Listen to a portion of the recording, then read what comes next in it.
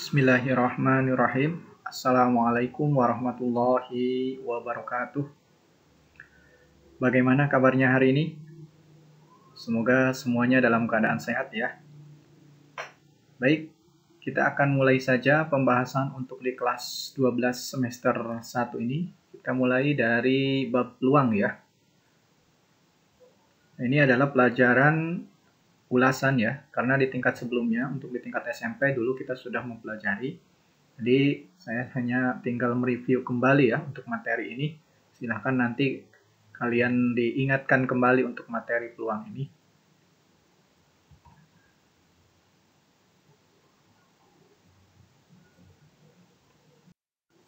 Oke, untuk standar kompetensi dari peluang ini, yang pertama adalah menggunakan aturan statistik dalam menyajikan dan meringkas data dengan berbagai cara, memberi tafsiran, menyusun, dan menggunakan aturan peluang dalam menentukan dan menafsirkan peluang kejadian majemuk. Kemudian untuk kompetensi dasarnya, yaitu merumuskan dan menentukan peluang kejadian dari berbagai situasi serta tafsirannya. Nah, ini untuk indikator dan materinya ya. Silakan nanti kalian bisa baca sendiri ya.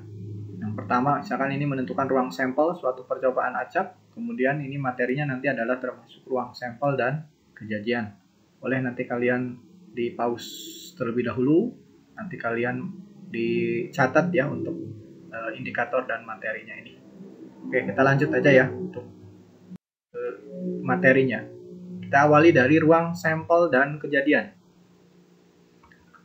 Nah, kalau kalian perhatikan sekeping mata uang atau perhatikan sekeping mata uang logam dengan sisi-sisi angka dan gambar.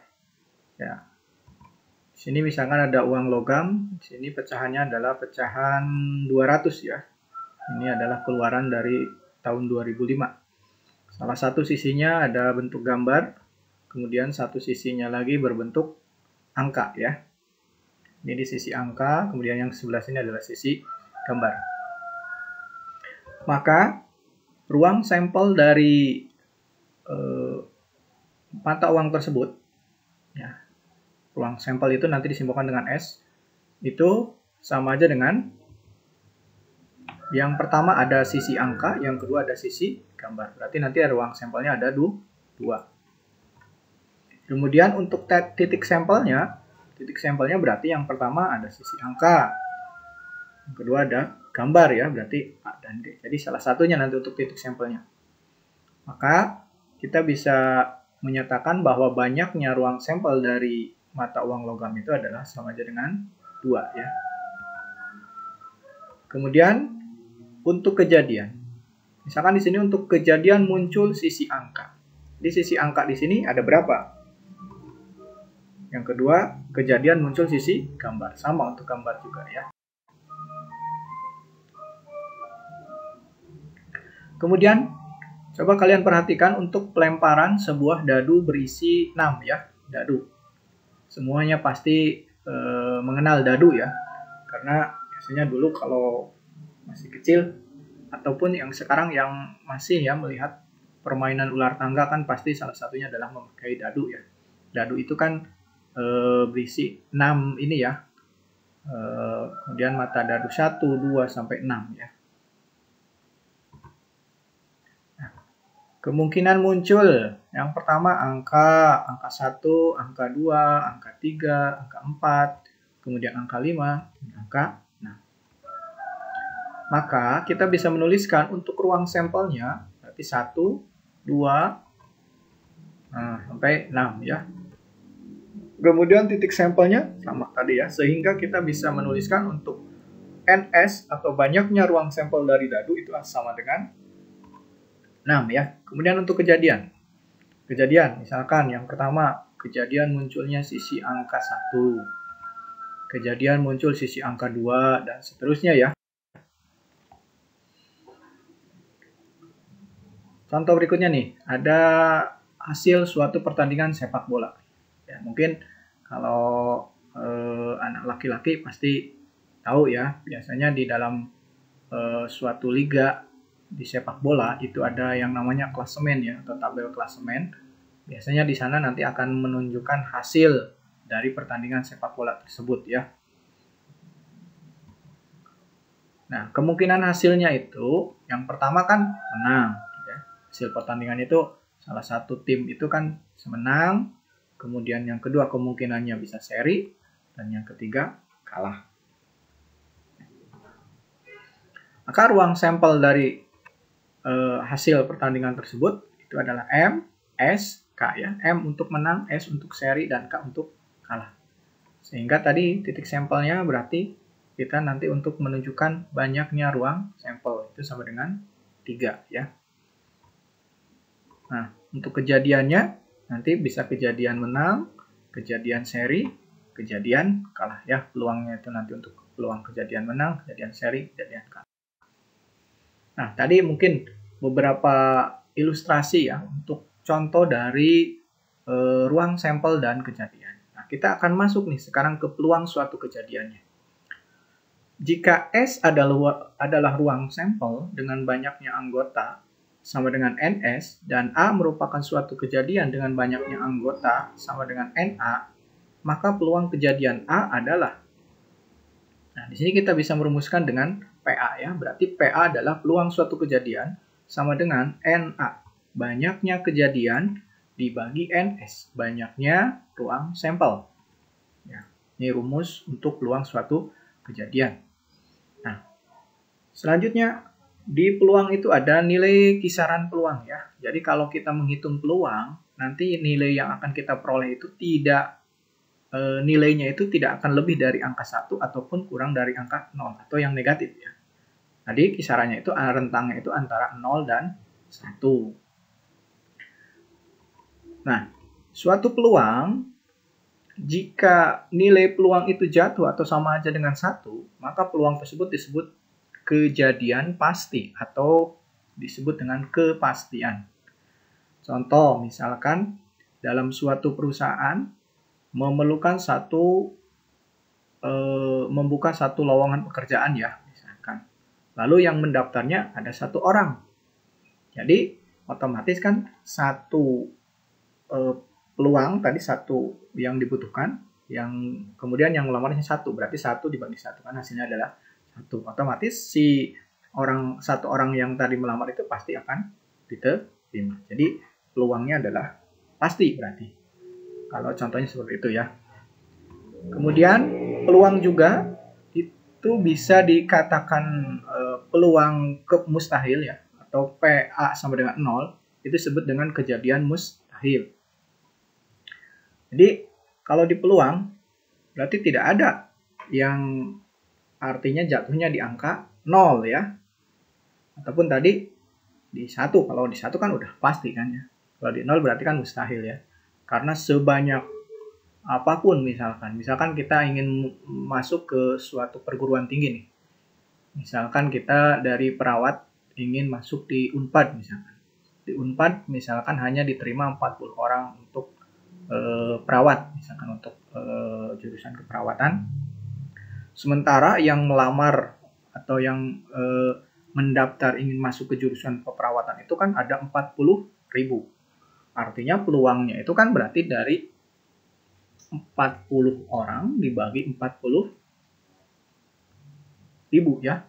Artinya walaupun misalkan kecil peluangnya, tapi tetap kita untuk bisa diterima di perguruan tinggi itu ada ya. Walaupun tadi pendaftarnya lebih banyak lagi, tapi tetap peluang kita untuk masuk di perguruan tinggi itu pasti ada ya.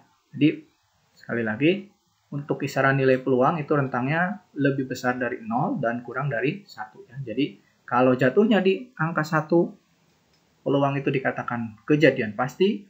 Sementara kalau jatuhnya di angka 0 sama dengan 0, maka peluang itu mustahil atau disebut dengan kejadian mustahil. Oke, kita masuk ke contoh soalnya ya. Pada pelemparan sebuah dadu, tentukan peluang munculnya sisi berangka ganjil. Oke. Tadi kan untuk contoh dadu, kita sudah mengilustrasikan ya, bahwa untuk ruang sampel di dadu itu kan ada berapa? Nah, mata dadu 1, mata dadu 2, 3, 4, 5, dan 6 ya. Sehingga NS-nya juga itu sama aja dengan 6. Sementara untuk sisi berangka ganjil, berarti untuk angka ganjil di sini kan dari 1 sampai 6 itu kan ada yang ganjil, ada yang genap. Sekarang untuk sisi mata dadu yang berangka ganjil, itu ada dadu 1, dadu 3, kemudian dadu 5. Di sini berarti itu adalah banyaknya kejadian, NA ya. 1, 3, 5. Nah, di sini NA kita sudah peroleh, kemudian NS-nya juga sudah peroleh, maka kita akan cari PA-nya ya, bisa dicari. Itu NA sama dengan NS, di mana tadi NA-nya adalah 3, kemudian NS-nya adalah 6. Sehingga peluang munculnya sisi berangka ganjil pada pelemparan sebuah dadu itu sama dengan 3/6, atau kalau disederhanakan lagi adalah sama dengan 1/2. Oke, jelas ya untuk contoh yang pertama. Sekarang ke kejadian majemuk ya. Kejadian majemuk. Kejadian majemuk itu adalah 2 atau lebih kejadian yang dioperasikan sehingga membentuk kejadian baru. Suatu kejadian E dan kejadian komplemennya, E komplement ya. Berarti di sini kalau ada tanda titik koma di atas atau koma di atas itu adalah komplement ya. Memenuhi persamaan PE ditambah PE komplement itu sama aja dengan 1. Atau sebaliknya ya, PE komplement itu sama aja dengan 1 dikurangi P suatu kejadiannya. Oke, masuk ke contoh ya. Dari seperangkat kartu remi atau bridge ya. Tahu nggak kartu remi ya? Mungkin rata-rata pasti udah tahu ya. Diambil secara acak 1 lembar kartu. Tentukan peluang terambilnya kartu bukan as. Ini kartu bukan as. Oke.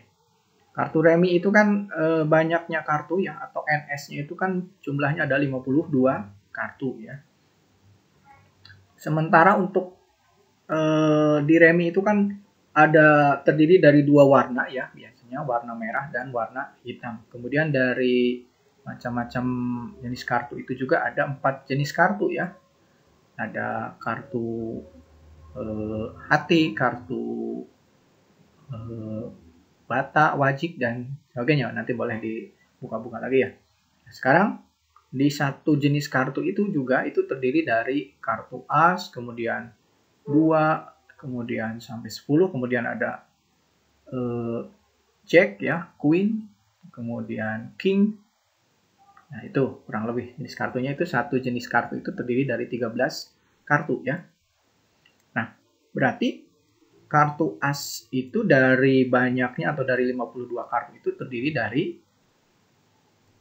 untuk yang ini ya, pohon ya, kemudian hati, kemudian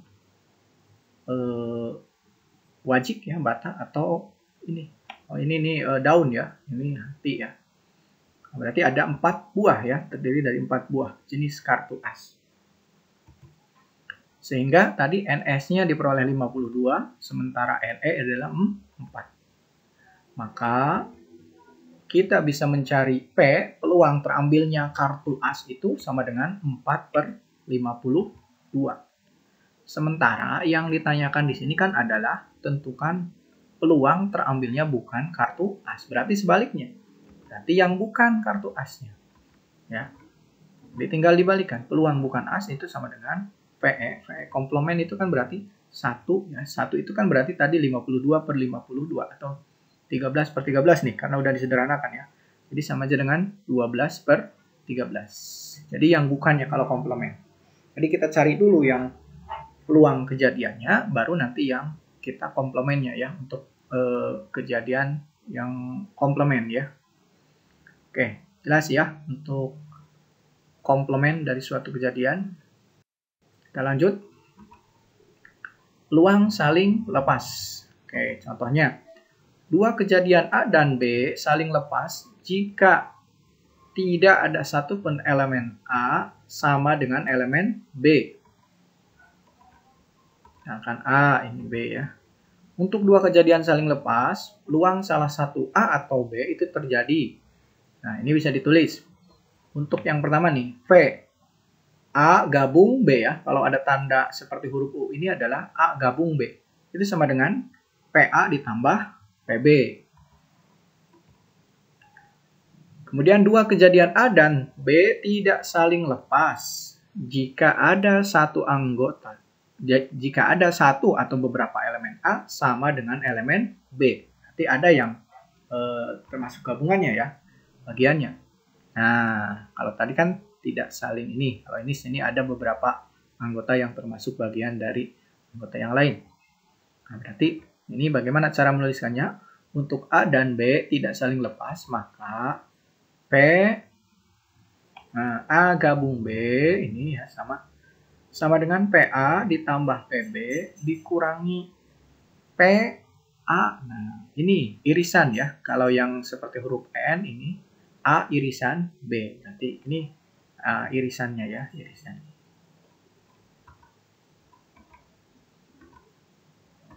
Nah, irisan B. Artinya anggota A juga merupakan anggota B. Ini untuk yang di sama-sama termasuk itu ya. Berarti ada anggota A yang merupakan anggota B atau sebaliknya ya. Oke, kita masuk ke contoh soalnya. Sebuah dadu merah dan sebuah dadu putih dilempar bersamaan satu kali. Tentukan peluang munculnya mata dadu berjumlah 3 atau 10. Oke, saya ulangi. Sebuah dadu merah dan sebuah dadu putih dilempar bersamaan satu kali. Tentukan peluang munculnya mata dadu berjumlah 3 atau. Nah, di sini cirinya adalah atau ya. Atau di sini nih. Oke, kita ke penyelesaian. Dari mata dadu nih, misalkan. Mata dadu merah ya. Ini dilempar. Oke, ini mata dadu putih.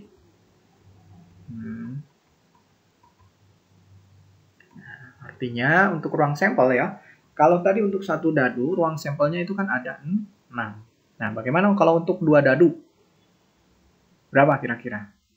Apakah ini dijumlahkan? Berarti 6 dengan 6, 12? Salah ya. Berarti artinya untuk ruang sampel yang ini berarti tinggal dikalikan. Kalau satu dadu berarti 6. Kalau dua berarti artinya 6 dipangkatkan 2. Begitupun untuk tadi, semacam contoh mata uang logam ya. Jadi satu mata uang logam kan 2. Kalau 2 kan berarti 4. Kalau 3 berarti 3 pangkat 2, 8 ya. Ini juga untuk dadu ya. Kalau untuk dijabarkan ini seperti ini ya. Ruang sampelnya nanti bisa 1 dengan 1. Nanti ininya keluarnya 1 dengan 2 ini untuk yang merah. Seterusnya ya, nanti bisa dianalisis sendiri ya untuk kemungkinan muncul dari pelemparan mata uang mata dadu tersebut ya. Jadi artinya kalau dilemparkan ini si mata dadu merah dengan mata dadu putih, artinya bisa yang mata dadu merah munculnya 1, yang putih juga 1, atau bisa juga yang mata dadu merah 1, yang putih 2 ya. Oke. Sehingga kita akan memperoleh tadi untuk ruang sampelnya kan tadi 6 ya. 6 dipangkatkan 2. Hasilnya adalah 36. Sementara tadi untuk kejadian pertama adalah jumlah mata dadu 3. Jumlah mata dadu 3. Coba kemungkinan yang jumlahnya 3. Bisa 1 dengan 2. Bisa 2 dengan 1. Kemudian ada lagi nggak untuk yang jumlahnya 3? Tidak ada ya. Cuman ada 2 kemungkinan. Sementara untuk yang mata dadu jumlahnya 10. Ini kemungkinannya akan lebih banyak ya dibanding dengan tadi yang jumlahnya 3. Pertama bisa ini 6 dengan 4, kemudian 5 dengan 5, kemudian 4 dengan 6. Sehingga di sini diperoleh ya kesimpulannya untuk banyaknya ruang sampel itu sama dengan 36. Kemudian untuk banyaknya kejadian berjumlah mata dadu 3, jumlah mata dadu 3 itu sama dengan 2. Kemudian untuk jumlah mata dadu 10 ya, ada 3. Sehingga kita bisa menghitungnya di sini untuk PA-nya. PA sama dengan 2/36. Sementara untuk PB, nah ini sederhanakan dulu, 1/18 ya. Sementara untuk PB itu sama dengan 3 per 36. Atau 1 per 12. Sehingga, nah ini untuk tadi rumusannya itu adalah VA gabung B ya. Maka PA ditambah PB. Tinggal dijumlahkan saja. Nah, berarti 2 per 36 ditambah 3 per 36. 2 ditambah 3 kan sama dengan 5. Hasilnya adalah 5 per 36. Ini. Boleh nanti kalian untuk mencatatnya, boleh tinggal di pause dulu nih untuk videonya ini. Oke, bisa dipahami ya untuk contoh pertama untuk tadi kejadian yang saling lepas ya. Nah, sekarang untuk contoh peluang kejadian tidak saling lepas. Contohnya, sebuah kartu diambil secara acak dari satu set kartu premi ya. Tentukan peluang bahwa yang terambil adalah kartu hati atau kartu bergambar King, Queen, dan Jack. Jawab. Oke. Banyaknya kartu remi tadi ada berapa nih untuk NS? 52. Kemudian banyaknya kartu hati. Banyaknya kartu hati ya. Banyaknya kartu hati kan tadi jenis kartu itu ada 4 ya. Ada hati, kemudian ada tadi yang gambar daun, kemudian ada wajik ya, gambar seperti bata, kemudian ada yang keriting ya. Keriting ada 4 jenis. Nah, jumlahnya itu ada 13 ya. Kemudian dari banyaknya kartu ini ada banyak kartu yang bergambar ya, bergambar misalkan King, Queen, dan Jack. Itu artinya ada gambarnya biasanya ya. Lihat di kartu ada semacam raja ya, ada mahkota, ada apanya. Ini berarti maksudnya bergambar. Berarti ada 3 dari 4 jenis kartu, berarti 3 dikali 4 sama dengan 12 ya. Tadi kan King, Queen, Jack. Ini ada 3 jenis kartu, kemudian dikali 4 dari bagian jenis kartunya yang tadi. Kartu hati, kemudian wajik, keriting, sama yang jenis daun ya. Sehingga A dan B itu tidak saling lepas. Nah, di sini tinggal N, A irisan B. Nah, sama dengan 3. Peluang terambil kartu hati atau bergambar adalah tinggal PA gabung B sama dengan PA ditambah PB dikurangi PA gabung B. Nah, ini untuk PA-nya tadi 13 per 52. Kemudian untuk PB-nya 12 per 52.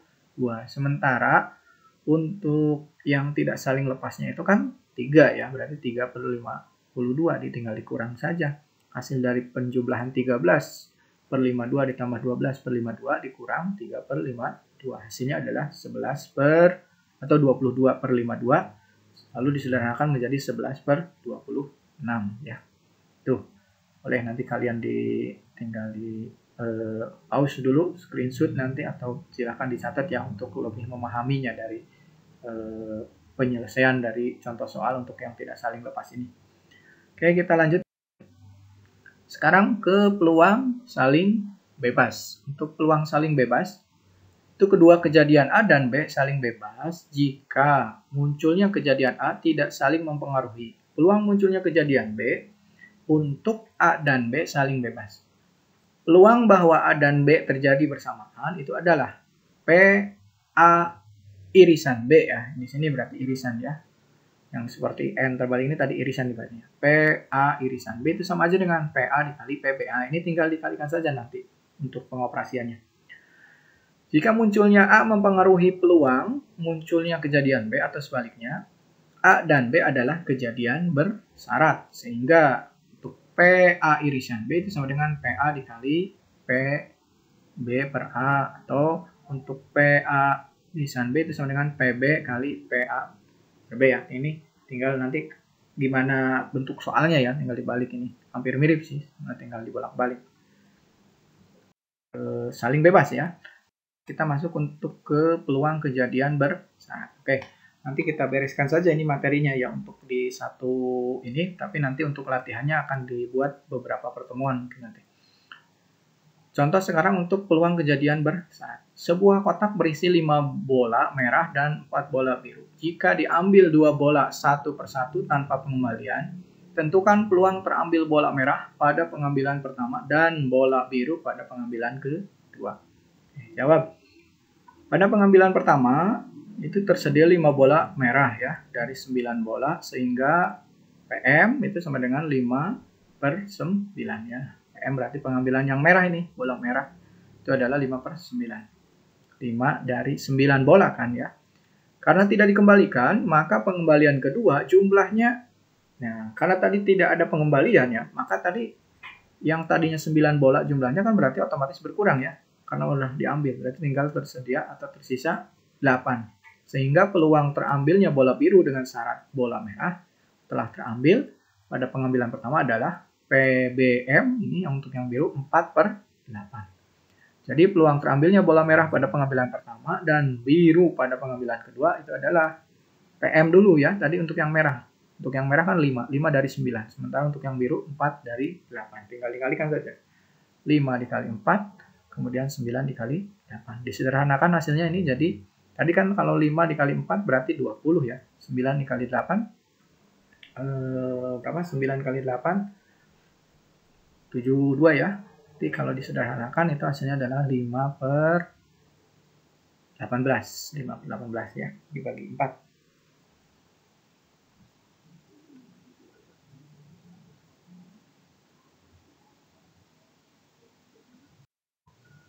Nah, silakan nanti ini untuk ada beberapa soal ya. Boleh nanti kalian dicatat ini untuk soal-soalnya. Ada 3 soal ya. Nah, kalau misalkan masih kurang nanti kalian boleh mencari ya di soal-soal yang lain atau nanti saya akan berikan latihan atau kuisnya di classroom ya. Kalian untuk mencoba nanti ini 3 soal dulu, silahkan dicoba dikerjakan, kemudian nanti ditulis di buku latihannya masing-masing. Kalau sudah nanti boleh dikirimkan ya ke nomor WhatsApp saya. Oke, mungkin untuk pertemuan pertama kita cukup sekian ya untuk pembahasan di peluang. Boleh nanti kalau misalkan ada yang kurang dimengerti, boleh tinggal dikonsultasikan lewat WhatsApp ya, atau kalian juga bisa mencari browsing ya di YouTube dan di internet gitu ya.